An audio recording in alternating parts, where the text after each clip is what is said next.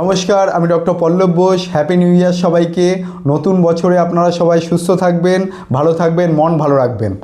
চলুন আজকে বলি আমার চেম্বারে কিছু ডিটেলস, কিভাবে আপনারা আসবেন এবং কোন টাইমে কোন চেম্বারে আসবেন। প্রথমেই বলে দিই, অনেক পেশেন্ট আমাকে ফোন করছেন, আমার ফোন হয়তো বিজি পাচ্ছেন। তার কারণ হচ্ছে আমার ফোনে অনেক ফোন আসছে, তাই আমার যে অ্যাসিস্ট্যান্টরা আছে তারা পেশেন্টদের সাথে কথা বলছে এবং প্রত্যেককে হেল্প করার চেষ্টা করছে, তাই অনেক ফোন হয়তো লাগছে না। তার জন্য আপনারা হোয়াটসঅ্যাপ করতে পারেন আমার এই নাম্বারে, তারা আপনাকে অবশ্যই অ্যাসিস্ট করবে, হেল্প করবে। এবার আমি বলে দিই আমার চেম্বারে আসার নিয়ম।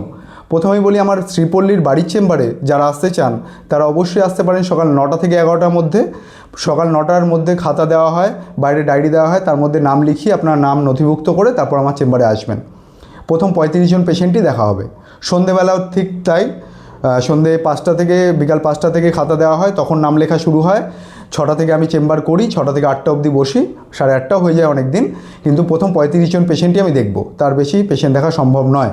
এবং আপনারা আমার অভিষিক্তা অ্যাপার্টমেন্টের যে চেম্বারে আপনারা আসেন, সেই চেম্বারে আসার জন্য অবশ্যই আগে থেকে নাম লিখতে হবে।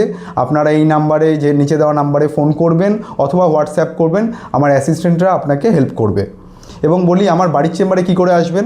বাড়ির চেম্বারে আসবেন, সোদপুর থেকে যে অটোগুলো মধ্যমগ্রামের দিকে যাচ্ছে সেই অটোতে বসে আপনারা চণ্ডীতলায় নামবেন।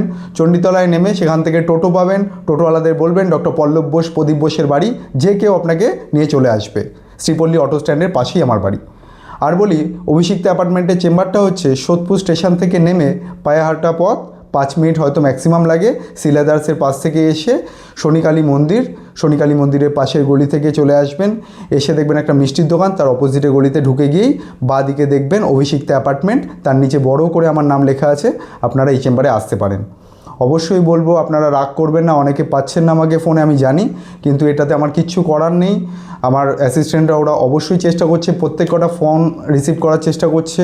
সব সময় হয়তো পাচ্ছে না, কিন্তু আপনারা ট্রাই করতে থাকুন এবং হোয়াটসঅ্যাপ করুন, আপনাকে অবশ্যই হেল্প করা হবে। নমস্কার।